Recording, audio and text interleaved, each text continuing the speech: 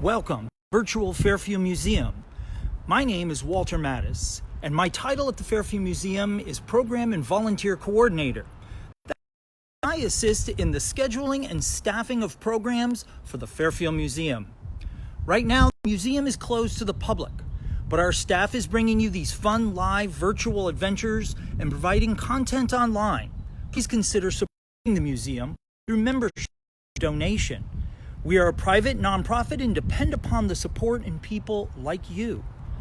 You can find out how to give and all about our virtual museum offerings online at our website, www.fairfieldmuseum.org.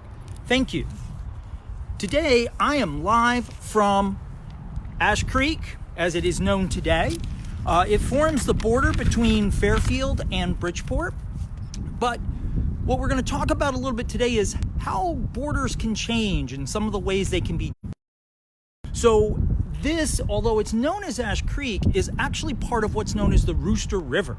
The Rooster River is about 15 miles long. It actually starts in Trumbull and it makes it to Bridgeport, into Fairfield, and then eventually from here out to Long Island Sound.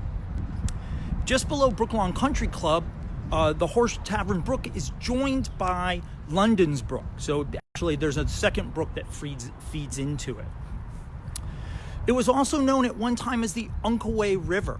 Okay, the Unkaway River was the Unkaway were the original Native Americans, or Unkawa, that lived here in Fairfield. When Fairfield was settled in 1639, Fairfield and happens, right? Fairfield and Stratford were both settled in 1639. And so in June of 1640, the Connecticut General Court ordered that they should be surveyed and set out bounds between Coopeg and Unkaway. Now, Coopeg was the Native American name for the area that was Stratford. So they were in 1640, they're looking to set up some borders, decide where those borders should be. So, though we're not 100% sure exactly how those borders were set and where they were set, but we'll get to that in just a moment. We're going to get back to it. So in 1644, the first large influx of settlers comes to Fairfield. About 16 families under Reverend John Jones actually comes from Concord, Massachusetts. So there had been some issues there. Reverend Jones and some of those families leave, and they come and settle in. Now, some will actually settle in the center of Fairfield, which is at the corner of Beach Road and Old Post Road, where that connection is made. That's the actual center of Fairfield in the 1640s. But some of those families are going to become known as what are called outlivers, and they begin to settle in areas beyond that center, which is actually on the other side of this Rooster River, or as it was known then as the Unkaway River. So one of those families, the family of Thomas Wheeler, who is going to set up in what is going to become known as Black Rock, and that has a key part of our story and this river. So in 1848, Henry Jackson is given permission to build a grist mill on the Unkaway Creek. Now, we don't know exactly where that grist mill is put up, but it's somewhere along the river. So somewhere along here, they're already starting to use this as water power. In 1661, the General Court ordered for Fairfield once again and make a boundary. Now this time we know where that boundary really gets set up, and that is in 1663 it's set up as Division Street, which is Park Avenue. So Park Avenue becomes that dividing line between Stratford and Fairfield. In 1665, Thomas Oliver is given permission to build a bridge over the Unkaway River. Now, once again, where exactly that bridge might have been, we're not 100% sure, but there is a reason to believe that it was basically where today Fairfield Ave crosses from Fairfield into Bridgeport. So that's roughly where that bridge, we think, may have been built. So in 1676, John Wheeler, son of Thomas Wheeler, is actually given permission to set up a wharf in Black Rock. Now this becomes important because it really helps establish Fairfield as an economic center. It's a deep water port, it's one of the few in Connecticut, and it allows for larger ships that are traveling from the Indies or other parts of the colonies to come in and actually bring trade to Fairfield. So in 1750, we're jumping forward a little bit, 1750, Peter Penfield gets permission to build a mill and a dam on the Ash Creek. Now, by this time, they're using the name Ash Creek. We're not sure, once again, why the change. Why did they choose Ash Creek over the Unkaway River? We don't know, but we know that they start using, especially for this area where I'm at right now, the term Ash Creek.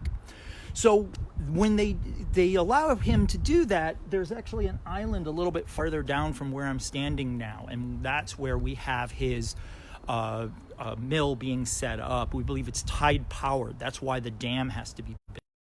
That when the tide is coming in, it turns the wheel one way, gives them power. When the water goes out the other way, it takes that power and they're able to continuously use it.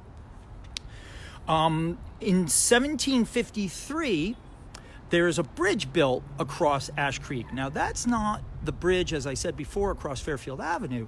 That bridge is actually built farther down in it, Fairfield to Balmforth Street.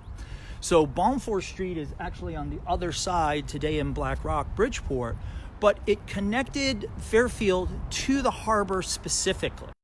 And this bridge, although not still there today, you can actually still see remnants of the foundation that they had built the bridge when the tide is low enough here in the river.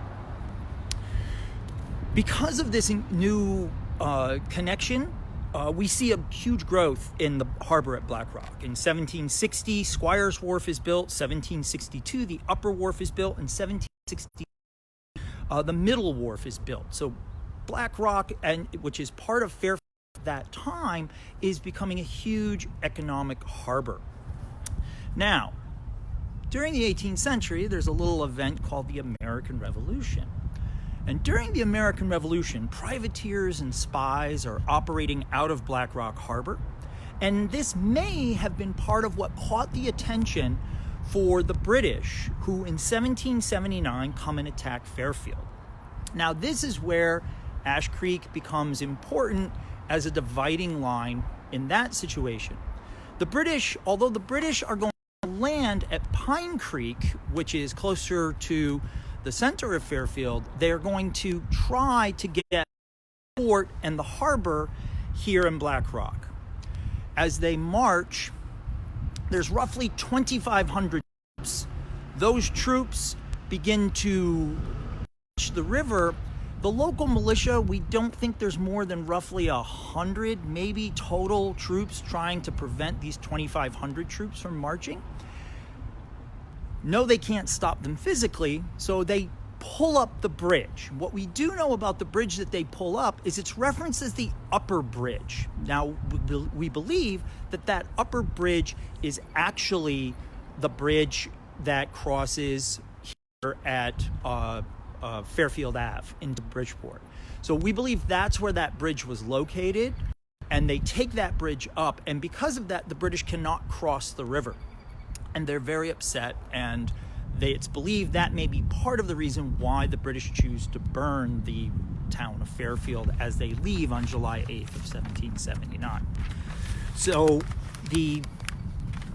that being said, the other events that we have to be looking at very quickly here is of Bridgeport. Now, in 1779, actually prior to 1800, there is no Bridgeport. There are people who are living in the area that's going to become Bridgeport. Most of it, remember we said the division line is going to be Park Avenue. So if you're looking at east of Park Avenue, that's actually Stratford. Looking at west of Park Avenue, that's actually Fairfield up in the 18th century. But what also begins to happen in 1800, British becomes a borough of Stratford. By 1821, it's become its own town. And by 1836, it's actually going to become a city. And that growth, spurred by people living there, its own harbor, which becomes more and more used, will actually cause to just become this enormous city well into the 19th. So what's going to happen is Bridgeport is going to begin to grow, and it's going to start to pick up other pieces of land. The first ones that it starts to collect are actually from Stratford, its original mother town.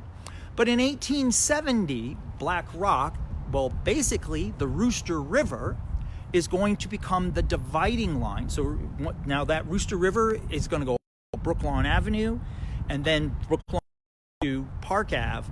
That's going to become the dividing line between Bridgeport and Fairfield. So the Rooster River has been a boundary for different reasons at different times. So I hope you've enjoyed this particular episode for our virtual museum. Once again, my name is Walt, and I am the program and volunteer coordinator. So if you wish to get connected with the or if you'd like to send any comments, please do. You can reach out on Facebook, Twitter, or Instagram.